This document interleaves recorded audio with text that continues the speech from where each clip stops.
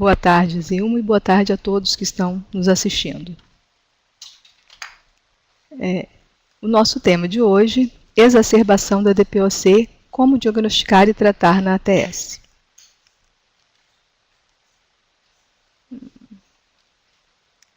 Bom, primeiro vamos definir e falar um pouco da DPOC, que é uma doença que tem uma certa prevalência, mas muito desconhecida da população, inclusive da classe médica, esquecida, né? DPOC é uma doença frequente, prevenível, tratável, heterogênea em sua apresentação clínica e na sua evolução, e caracterizada pela limitação crônica e persistente ao fluxo de ar, geralmente progressiva, e é associada a uma reação inflamatória pulmonar causada principalmente pela exposição à fumaça de tabaco, exposição ocupacional e combustão de biomassa.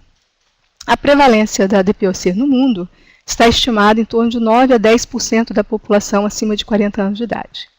No Brasil, segundo o Projeto Platino, que foi uma pesquisa feita para avaliar a prevalência da DPOC na América Latina, foi feita no Chile, México, Uruguai, Venezuela e Brasil. No Brasil, a pesquisa foi feita em São Paulo, variou de 6 a 15% da população acima de 40 anos de idade com portadores da doença. Muitos sem diagnóstico. O diagnóstico da DPOC é baseado numa história de exposição a fatores de risco, principalmente ao tabagismo, é o principal fator de risco, na presença da limitação ao fluxo aéreo, que não é totalmente reversível, ou seja, você faz uma espirometria, e a espirometria vai mostrar que a pessoa tem uma obstrução, faz um broncodilatador, ele não melhora ou melhora pouco dessa obstrução. É um sinal que tem uma obstrução que não é reversível. Na presença ou não de sintomas. Na fase inicial da DPOC, o paciente pode ser assintomático. Então, a falta de sintomas não significa que ele não tenha DPOC. Às vezes você pega um paciente tabagista, você vai fazer um screening, faz uma espirometria, você vê a obstrução, então você já está autorizado a diagnosticá-lo como DPOC e já conduzir o tratamento como DPOC, mesmo sem ele ser sintomático. Primeiro sinal de tratamento é você afastar o tabagismo, para você evitar que essa doença progrida.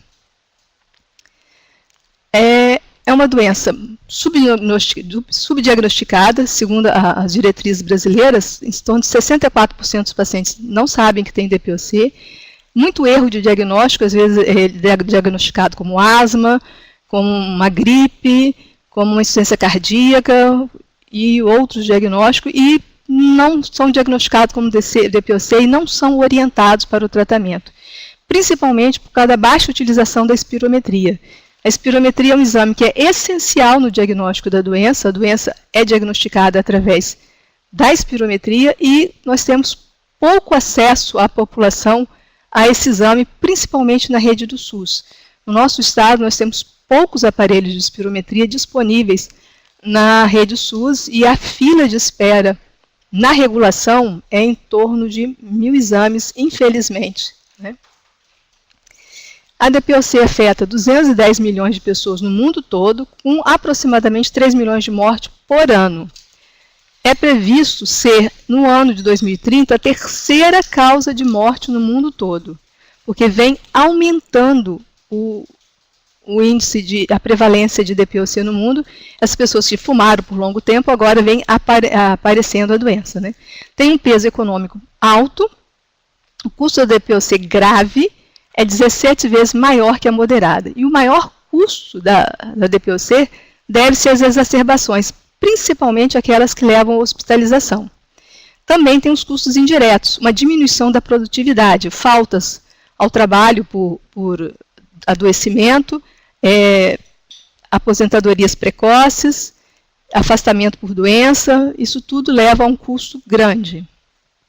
Em 2011, no Brasil, o número de óbitos por DPOC foi 39.743 pessoas. Em 2012, nós tivemos 107.154 internações. O total da internação por DPOC descompensada foi em torno de 12,5% das internações do Brasil. Em 2012, a média girou quase em 6 dias de internação, que representou em termos de 752 mil dias de leitos hospitalares ocupados pela DPOC. E um custo aproximadamente em 2012 de 100 bilhões de reais para tratar esses pacientes internados.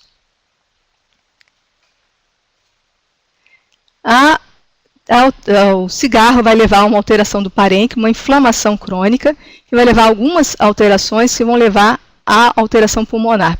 Principalmente essa alteração que o alvéolo ele tem uma troca gasosa em cada alvéolo, e ele vai ter uma destruição das paredes do alvéolo, e essa destruição dos paredes do alvéolo vai dar uma alteração na mecânica ventilatória, dando uma obstrução.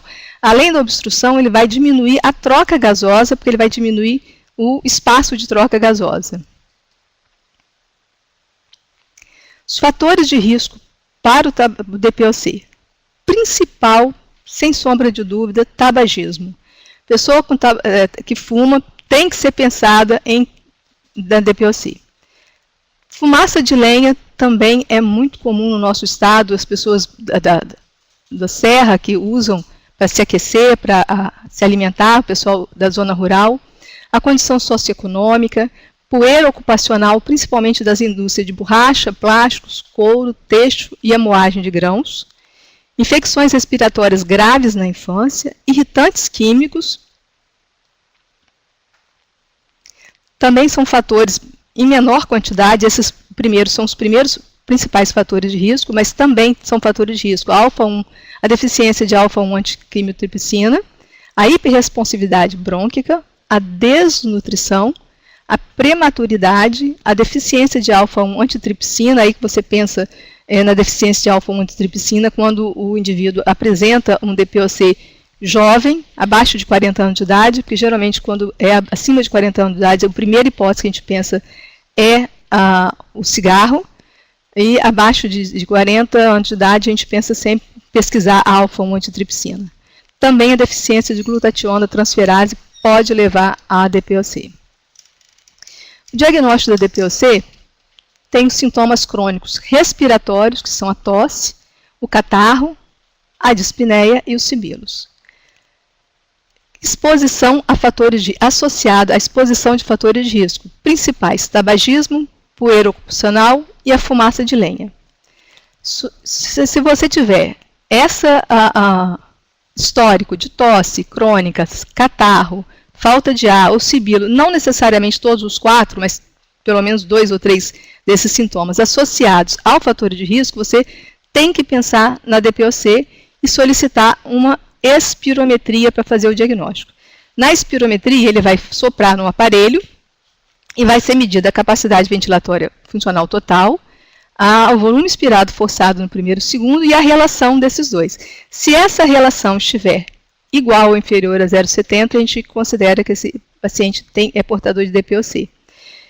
Se você faz a prova bronquidilatadora, ou seja, você dá o bronquidilatador, você espera de 15 a 20 minutos para repetir a prova, e ele não melhora ou melhora pouco. Isso é um diagnóstico de uma obstrução não reversível, então, associada à história clínica e ao fator de risco, é um portador de DPOC.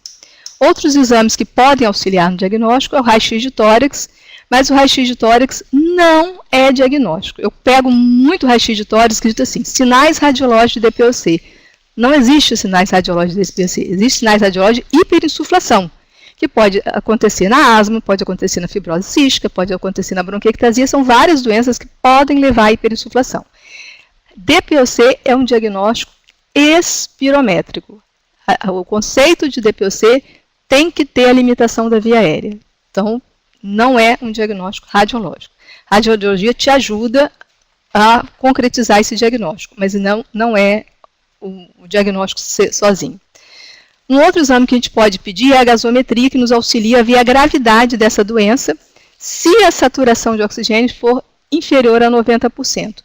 A gente não costuma pedir gasometria, é um exame de difícil execução, ele é difícil de encontrar na rede pública, então não é um exame frequentemente pedido. E só é pedido se você tiver uma saturação, que é uma coisa mais simples de você ter, um saturímetro, um oxímetro, que vai medir essa oxigenação, que é um aparelhinho que você coloca no dedo e você vê se o paciente tem ou não a deficiência, a dessaturação. Fica mais simples e se tiver, aí tem indicação de fazer a gasometria. Os fenótipos que se apresentam frequentemente, pode estar misturado, mas esses dois fenótipos são os principais, que são o que a gente chamava antigamente de enfisema pulmonar, que é o pink puffer, que é o soprador róseo, geralmente é uma pessoa longilínea, magra, dispneico, e o que a gente chamava antigamente de bronquite crônica, que é o blue bloater, o soprador azul, geralmente uma pessoa mais atarcadinha, gordinha, com tosse e com expectoração. Dos dois fenótipos, o que geralmente exacerba mais é o blue bloater, que tem tosse e expectoração, mostrando que ele tem uma inflamação. E pode ser que eles tenham os dois misturados sem nenhum fenótipo mais aparente. Pode ter mais blue bloater, mais pink puffer, mas pode ter os dois misturados. O diagnóstico diferencial da DPOC com asma é o principal diagnóstico diferencial e é a principal dificuldade que a gente tem, porque os nossos pacientes, invariavelmente, quando vão para o pronto-socorro, eles voltam com o diagnóstico que ele está com asma, que ele está com a crise de asma. Porque está chiando, porque está com tosse, está com catarro, e ele chega com o diagnóstico. A asma tem um quadro diferente, pode se assemelhar, mas a asma, geralmente, a pessoa tem história asmática desde a infância, tem história de asma na família, tem a história de mais sibilos, né? Então é uma história um pouco diferente.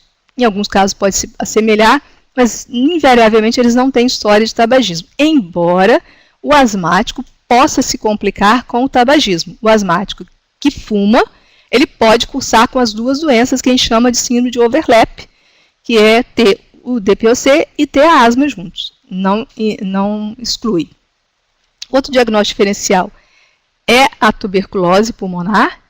Paciente com tosse, com expectoração crônica, você tem que pensar no Brasil em tuberculose e investigar. Insuficiência cardíaca congestiva, outro diagnóstico. Pneumoconiose, se ele tiver trabalho que dê pneumoconiose, você tem que investigar a história trabalhista desse paciente. E bronquiectasia, que também é um quadro que dá tosse com expectoração com frequência. São os principais diagnósticos diferenciais da DPOC. E exacerbação? O que é exacerbação? Exacerbação é uma evolução natural da doença. A DPOC ela cursa com períodos estáveis e períodos instáveis. O período instável a gente chama de exacerbação, que pode ser frequente ou não. A exacerbação nada mais é do que um curso natural da doença que é caracterizado por uma mudança no quadro clínico habitual do paciente. Ou ele aumenta a dispneia, ou ele aumenta a tosse, ou ele aumenta a expectoração, ou então a característica da expectoração altera no dia a dia, ou ele tem todos esses sintomas. É um início agudo, da onde o nome era exacerbação aguda, que mudou, porque não existe mais exacerbação que seja crônica, né? Então, hoje em dia, a gente só fala de exacerbação, não exacerbação aguda. E geralmente justifica a mudança da medicação habitual desse paciente portador de DPOC. Invariavelmente, esse portador dessa doença, quando ele vai no pronto-socorro, os principais diagnósticos que eu recebo quando ele chega no pronto-socorro: doutora, passei mal, tive tosse, catarro, aí fui no pronto-socorro, ou fui no posto, ou fui na UPA, e aí me disseram que eu tinha princípio de pneumonia. Princípio de pneumonia é uma entidade que eu não conheço. Ou tem pneumonia ou não tem. Eu acredito que o princípio de pneumonia é quando o paciente tem tosse com catarro, tem história, tem estertor, tem crepitação e não tem condensação, então eles não sabem o que tem e botam esse nome de princípio de pneumonia. Então, ou tem pneumonia ou não tem. Na maioria das vezes, desses princípios de pneumonia são exacerbação da doença e não princípio de pneumonia. Outro diagnóstico muito frequente é pneumonia. Um dia só de ambulatório no SUS, eu peguei 5 pacientes com esse diagnóstico de pneumonia nos últimos 15 dias. Dos 5, só um tinha de pneumonia, os outros 4, todos eram exacerbação da DPOC. Porque como as pessoas desconhecem, elas não lembram de DPOC, não lembram de exacerbação de DPOC quando elas estão diante de um paciente com exacerbação. Outro diagnóstico muito frequente que eles têm é catarro no raio-x. Eu, particularmente, não sei ver catarro no raio-x. Eu sei ver condensação. Catarro eu não sei. Mas eles vêm frequentemente com esse diagnóstico de catarro no raio-x. Outro diagnóstico frequente é crise de asma, porque chiô é asma. Então, frequentemente eu pego um paciente assim, doutora, minha crise de asma. Mas o senhor não tem asma, eu tenho DPOC. Mas é difícil para o paciente entender uma doença que eles não entendem. Como asma é uma doença que é largamente conhecida da população, então é mais fácil eles aceitarem quando um médico do pronto-socorro, ou na UPA, ou no posto dizem para eles que eles estão com crise de asma, eles aceitam tranquilamente, porque eles não sabem realmente o que eles têm. É difícil para eles entenderem a DPOC. O diagnóstico diferencial da exacerbação da DPOC, quando você tem um paciente com diagnóstico de DPOC e que está diante de uma tosse, de uma expectoração, de um catarro, de uma falta de ar, você tem que pensar, ou ele realmente está exacerbando, ou ele está com uma pneumonia, ou ele tem uma descompensação cardíaca, ou ele tem um pneumotórax, um derrame pleural, uma embolia ou uma arritmia cardíaca. Você tem que excluir essas doenças quando você tem esse paciente. A exacerbação da DPOC pode ser leve, moderada ou grave. A exacerbação da DPOC leve, geralmente ele mesmo cuida em casa. É aquele paciente que começou a ter um pouquinho mais de catarro, um pouquinho mais de falta de ar, e ele mesmo vai fazer o broncodilatador dele. Geralmente ele tem um broncodilatador de resgate, ele tem a medicação e mais um de resgate, e ele mesmo aumenta, ou se ele não tiver prescrito de resgate, ele vai aumentar a dose da medicação dele, ele vai fazer uma nebulização por conta própria, e ele mesmo consegue controlar essa exacerbação em casa. Já a moderada, ele vai precisar de uma medicação maior. Então, ele vai sentir, ele vai procurar o médico, ele vai pedir para adiantar a consulta, ele vai marcar fora da agenda, ele vai procurar um posto, ele vai procurar alguém, porque ele sente que em casa, sozinho, ele já aumentou o broncodilatador, ele já fez nebulização e não resolveu. Então, ele vai precisar de uma medicação maior. E a grave é aquela que o paciente está em condição clínica importante, que precisa de uma hospitalização. É uma exacerbação tratada em hospital. A leve e a moderada são tratados ambulatorialmente e a grave hospitalizado. As principais causas de exacerbação de DPOC, 50% das causas de exacerbação de DPOC são infecciosas. Pode ser bacteriana, viral ou bactérias atípicas. A não infecção, na bacteriana, geralmente a expectoração é mais purulenta, é mais escura, mais espessa. Na viral, geralmente a expectoração é mais clara, mais fluida e mais clara. Nem sempre é assim, mas na maioria são essas características. As não infecciosas, fatores ambientais. Foi um cigarro que o vizinho fumou, o cônjuge fumou, ou um mato que botaram, um lixo que o vizinho botou fogo, foi um inseticida que usou dentro de casa, foi pintor, está fazendo obra dentro de casa e ficou dentro de casa, que é comum, eles descompensam. Uso errado da medicação, isso é frequente, as pessoas começam a usar a medicação inalatória, você ensina, e aí eles começam a fazer, e no dia a dia começa a fazer errado e continua errado, e fica fazendo uma ineficácia da medicação por causa da manobra inalatória errada.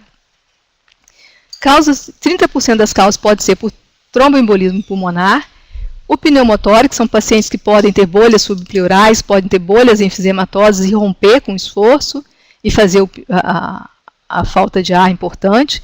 O câncer é outro diagnóstico, a arritmia cardíaca e insuficiência cardíaca são as principais causas da exacerbação da DPOC. Quando você está diante de uma exacerbação de DPOC, principal é a história clínica e ver sinais de gravidade. Se você tiver acesso a exames complementares, melhor. Mas o principal é a história clínica e os sinais de gravidade. Na história clínica, o que a gente precisa ver desse paciente que está exacerbado? A gravidade da espirometria da DPOC. Geralmente, você nem sempre você tem essa facilidade de ter essa espirometria na mão. Primeiro, que quando estão passando mal, eles esquecem de levar isso para o hospital. Eles não sabem qual é o valor do exame deles, na maioria das vezes, eles não se atentam para isso. Mas se você tivesse, é importante para você avaliar, porque a gravidade da espirometria vai dar um norte para a gravidade dessa exacerbação. A duração desses sintomas, quanto mais demorado esses sintomas, ou seja, quanto mais dias ele está com esses sintomas, mais grave é, mais difícil o tratamento, então você tem que ter mais cuidado. O número de episódios prévios de exacerbação, ou seja, quantas vezes ele já exacerbou? É a primeira vez? É a primeira vez do ano? É a segunda? Quantas vezes? Precisou de hospitalização anteriormente? Precisou de intubação anteriormente? Precisou de ventilação mecânica? Isso tudo tem que ser investigado. Tem alguma doença associada? Tem uma diabetes, tem insuficiência cardíaca, tem uma hipertensão, tem insuficiência renal, que são fatores agravantes. Qual é o regime terapêutico? Qual a medicação que ele está usando atualmente? Ele está usando? Ele está tendo acesso à medicação? Ele está usando corretamente essa medicação que está prescrita?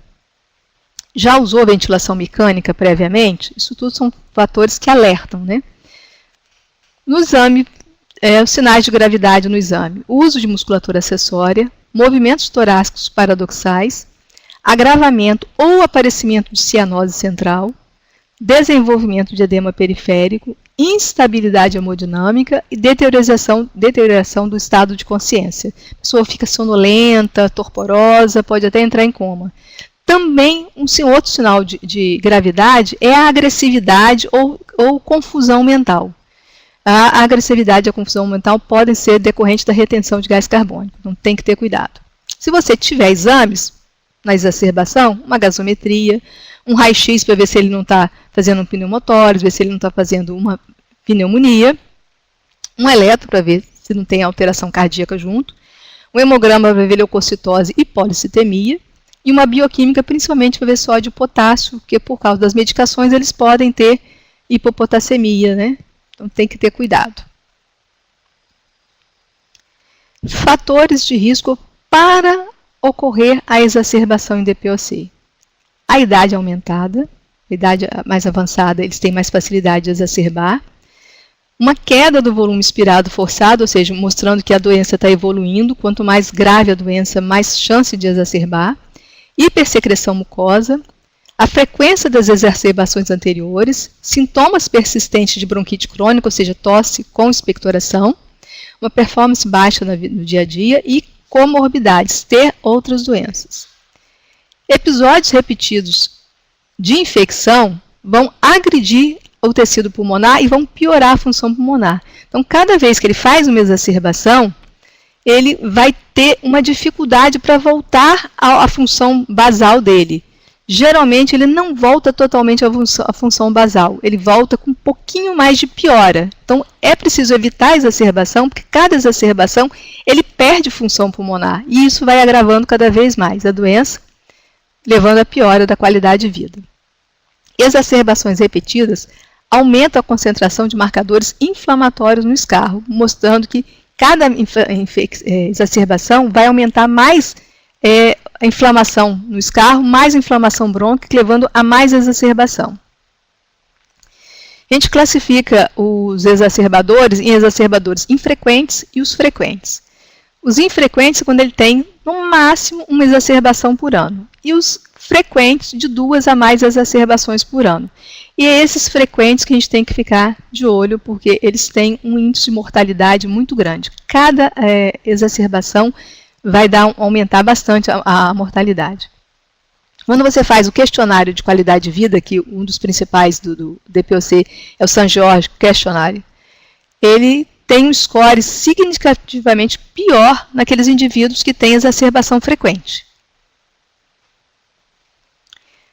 O indivíduo que tem uma inflamação crônica leva uma tosse crônica, um escarro e exacerbações frequentes. Então, o indivíduo que tem tosse com escarro, ele tem um índice 2 vezes maior de ter exacerbação do que o indivíduo que não tem tosse com expectoração. Não é que o indivíduo que não tem tosse com expectoração no dia a dia não possa ter a exacerbação, mas é menos frequente. O indivíduo com DPOC que exacerba, ele tem uma sobrevida bem menor. Aqui é um paciente sem exacerbação, um paciente com, no máximo, 2 exacerbações, com necessidade de conduta hospitalar, já caiu bastante a sobrevida, e se ele tiver mais do que 3 exacerbações, cai mais ainda, mostrando que quanto mais exacerba, mais ele tem a mortalidade aumentada. E quanto mais exacerbação, mais exacerba. A exacerbação chama exacerbação. Além disso, também ele tem uma queda no volume expirado forçado maior. Todo paciente portador de DPOC ele tem uma queda natural no volume expirado forçado em torno de 32 ml por ano. E já o indivíduo portador de exacerbação ele vai aumentar mais 40 por ano. E a gente já sabe que a queda do volume expirado forçado é um dos fatores que leva à exacerbação. Então, a exacerbação frequente vai levar a uma queda na qualidade de vida dessa pessoa, um aumento da inflamação, uma progressão mais rápida da doença, um aumento de hospitalização, aumento de exacerbação, porque a exacerbação vai levar à exacerbação, e um aumento da mortalidade dessas pessoas. A exacerbação pode ser, além da gravidade que a gente colocou, leve, moderada ou grave, pode ser tipo 1, tipo 2 ou tipo 3. Na tipo 1, vai haver um aumento do volume do escarro, uma purulência do escarro e um aumento da dispneia. No tipo 2, vão ter 2 desses 3 sintomas. E no tipo 3, a gente vai apresentar um desses 3 sintomas. Ah, mas então o tipo 1 é mais grave do que a tipo 1. 3. Nem sempre. Se a dispneia for muito grave e precisar de intubação, pode ser a tipo 3, pode ser mais grave do que a tipo 1, que for só um aumentozinho do escarro, um pouquinho de purulento, um pouquinho de falta de ar. Então, nem sempre ter os 3 sintomas pode ser sinal de mais grave. O que fazer para prevenir a exacerbação? Naqueles pacientes que você sabe que eles são exacerbadores, tem todos os pacientes de DPOC, mas principalmente os exacerbadores, a medicação usual é cobrada, feita de maneira correta, inalatória, um beta-2 agonista de longa ação, se ele for exacerbador, o anticolinérgico de longa ação, e o corticoide inalatório. As vacinas anti-influenza, antipneumocócico têm que estar em dia. Principal fator, cessação do tabagismo. O cigarro inativa muito o remédio e ele mantém a inflamação o tempo todo. Então, ele é um fator importante de exacerbação e é um fator importante de evolução da doença, de progressão da doença do DPOC. Reabilitação pulmonar é importante, mas, infelizmente, no nosso estado, nós temos muita dificuldade, nós não temos fisioterapia respiratória em nível de SUS. Nós temos fisioterapia motora, respiratória, nós não conseguimos, nem no nosso ambulatório de DPOC a gente consegue fazer essa fisioterapia respiratória, a não ser que o paciente tenha algum plano de saúde ou que ele tenha alguma disponibilidade familiar para poder arcar com os custos da fisioterapia, mas é extremamente importante no paciente de DPOC, reabilitação pulmonar e exercício. O pulmão não gosta de inatividade, então o paciente de DPOC deve ser estimulado pelo menos a fazer caminhadas diárias. A prevenção medicamentosa quando ele for exacerbador, importante. Quando diante de uma exacerbação, quais os objetivos da conduta dessa exacerbação? Tratar o fator desencadeante. Foi uma infecção? Vamos tratar a infecção. É uma obra em casa? Vamos tirar. Então, tirar aquilo que desencadeou, tentar resolver o problema que desencadeou. Melhorar a oxigenação do paciente, que ele pode não ser um paciente hipoxêmico crônico, mas na exacerbação ele fazer uma hipoxemia. Então, o ideal é que ele fique em torno ou mais do que 90% de saturação enquanto estiver tratando para um melhor controle dessa infecção ou dessa exacerbação. Diminuir a resistência das vias aéreas com broncodilatadores, corticoides e fisioterapia respiratória. Melhorar a função musculatória respiratória, da musculatura respiratória, com suporte ventilatório não invasivo, quando você tiver condição, uma nutrição adequada. O paciente portador de DPOC emagrecido tem que ganhar peso, porque ele precisa da musculatura para respirar, e ele tem um trabalho energético grande, então ele precisa de musculatura e tem que ter uma nutrição adequada. E, se necessário, uma ventilação mecânica. Então, quando você estiver diante de um paciente com exacerbação, inicia ou aumenta a terapia bronquilatadora, considera usar antibiótico, você vai reavaliar esse paciente dentro de horas. Se ele resolveu, né, ou melhorou os sintomas, você continua o tratamento e vai revendo e rever também a terapia de longo prazo, o que foi que levou ele a exacerbar, se a medicação está correta, se tem que mudar a medicação. Se ele não melhorou, você adiciona corticóide oral, reavalia dentro de horas. Se ele piorou os sintomas, procura um hospital. Se ele reavaliou e se ele melhorou, você caminha para o tratamento, manter o tratamento e reavaliar a medicação habitual dele. Na avaliação da exacerbação, na anamnese, vou reenfatizar porque isso é importante. Ver a gravidade do VF1, se você tiver condição, a duração do quadro, ou seja, quando que ele começou a piorar, quantos dias que ele está piorando, quantos episódios prévios de exacerbação de hospitalização esse paciente teve, a presença de comorbidades e qual o tratamento que ele está fazendo atualmente e se está fazendo o tratamento adequado. Porque estar prescrito não é a mesma coisa dele estar fazendo o tratamento adequado. É verificar o uso de musculatura acessória, movimento paradoxal de parede torácica, a piora ou início de cianose, aparecimento de insuficiência de falência ventricular direita, instabilidade hemodinâmica e diminuição do estado de alerta. Quando que você pensa em um antibiótico? Se ele tiver um aumento do volume da expectoração, um aumento da intensidade da dispneia e uma mudança do aspecto da expectoração para purulento, você inicia o antibiótico.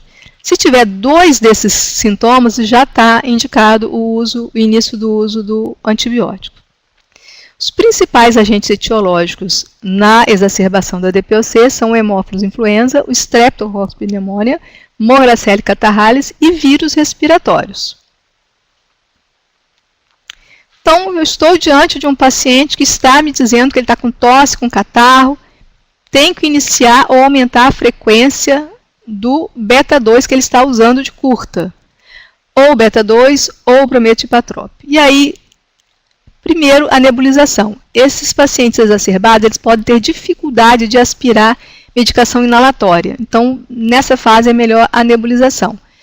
Com fenoterol ou salbutamol, na dose de 0,5 ml ou 10 gotas. Se ele for cardíaco, tiver arritmia, você diminui, bota de 5 a 7 gotas.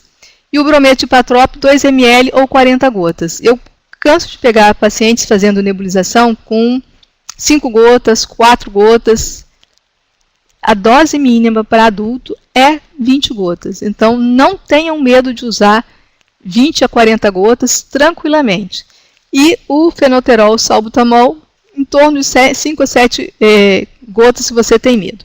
Soro fisiológico, 2 ml é suficiente. Não precisa botar 5 ml, 10 ml, porque quem fez ou já fez nebulização sabe quanto que é chato ficar com aquela máscara. E quanto mais líquido, mais soro, mais tempo ele vai ficar e às vezes ele não vai aderir porque ele não está vendo, ele se incomoda, ele está com falta de ar, ficar com aquela máscara presa no rosto, incomoda, atrapalha. Então, quanto menos líquido, melhor. E lembrar também que esse soro fisiológico não pode ser gelado.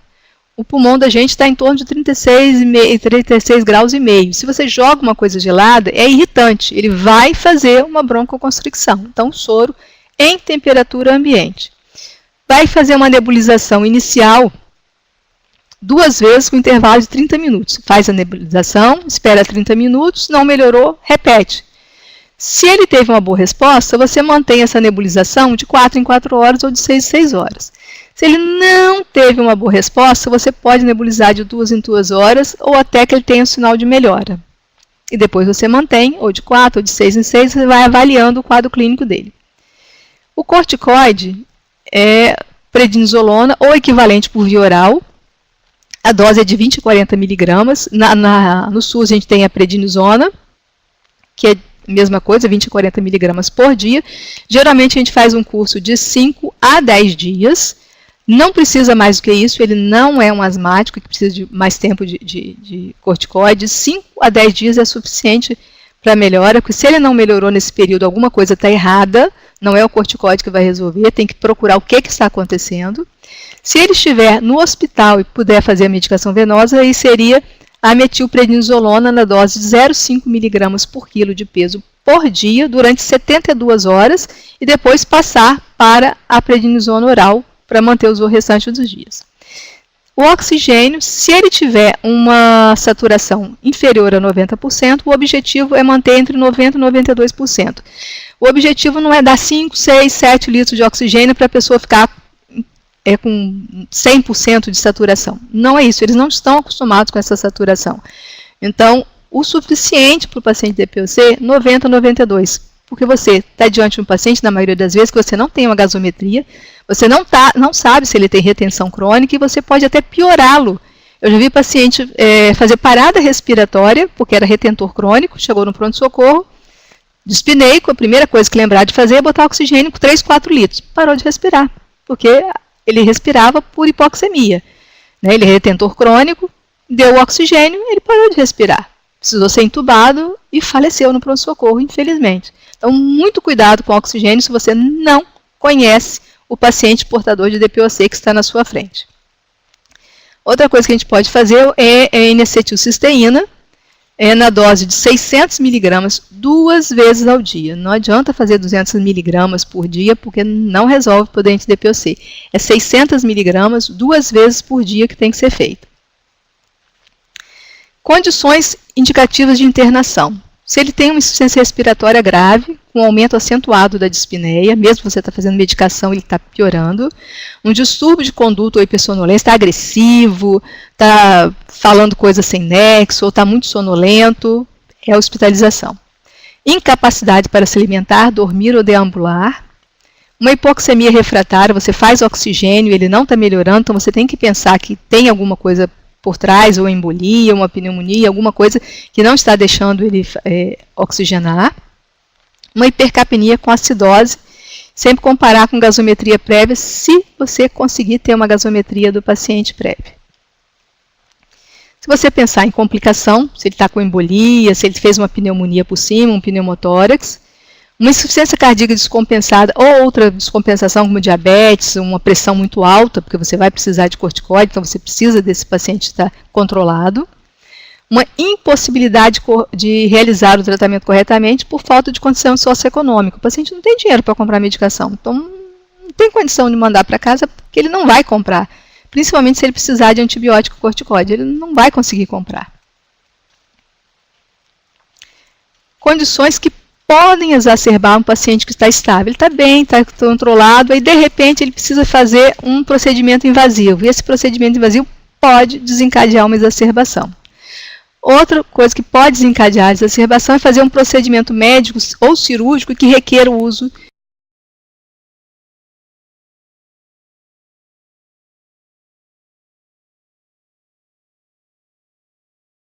sedativo ou anestésico. Isso interfere com a respiração e eles fazem exacerbação da doença com frequência.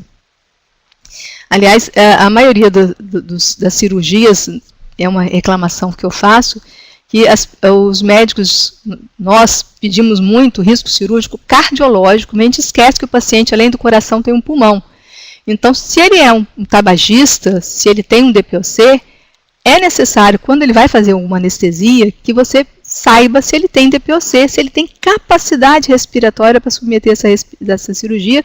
Então, é necessário que se peça uma avaliação do pneumologista. E se for uma cirurgia abdominal alta, isso é positivo, porque nas primeiras 48 horas da cirurgia abdominal alta, nós perdemos em torno de 10 a 60% da nossa função respiratória. Se você não tem nada e você vai estar deitado porque você operou, ótimo, você não vai sentir nada. Mas se você tem um DPOC, que você está estável, está bem, mas você não sabe que você tem, quando for fazer anestesia, que somar a sua deficiência com a da perda da função das primeiras 48, você pode descompensar e precisar de ser entubado. Então, tem que ter cuidado com esse paciente. Fatores de risco. Quando você está diante de um paciente com exacerbação, que você tem que ter cuidado, porque esse paciente tem que ser tratado com todo cuidado, porque ele tem risco de exacerbar. Idade acima de 65 anos, uma dispneia grave, uma comorbidade significativa, uma insuficiência cardíaca, um diabetes dependente de insulina, uma insuficiência renal, uma insuficiência hepática, né? Mais de 4 exacerbações nos últimos 12 meses, uma hospitalização por exacerbação no ano prévio, já fala a favor que ele pode precisar de outra internação, uso de esteroide sistêmico nos últimos 3 meses, uso de antibiótico nos 15 dias prévios e desnutrição, porque ele não tem musculatura, então ele pode evoluir mal, incapacidade de respirar. Quando você está diante de um paciente que você tem a espirometria dele, você tem esse quadro que te orienta no uso do antibiótico. Então, se ele tem um VF1 acima de 50% e ele não tem fator de risco, você vai pensar nesses patógenos que são mais frequentes e você vai pensar em utilizar uma amoxicilina com clavulanato, que também, no caso, pode ser substituído por ampicilina sulbactam, amoxicilina sulbactam e pipetazo. São opções mais caras, mas que às vezes a gente precisa utilizar. Também a cefuroxina, azitromicina ou claritromicina. Se ele tem um VF1 acima de 50%, mas ele tem fator de risco, aí você vai pensar ou nos anteriores ou numa quinolona respiratória, ou levofloxacino ou moxifloxacino. Se ele tiver entre 35% e 50%, você pensa nesses patógenos e você vai numa quinolona respiratória ou amoxicilina clavulanato. Lembrar quando prescrever amoxicilina clavulanato, que eu pego muito isso, 500 mg de 12 em 12. 500 mg é de 8 em 8 e 875 é de 12 em 12, porque senão você atrapalha o tratamento do paciente, levando uma piora e precisando de medicação mais potente depois. Se ele tiver abaixo de 35%, você vai iniciar com uma quinolona respiratória, se você tiver uma suspeita, principalmente de pseudomonas, uma ciprofloxacina também suspeita, ou amoxicilina com clavulanato, se ele tiver uma alergia à quinolona.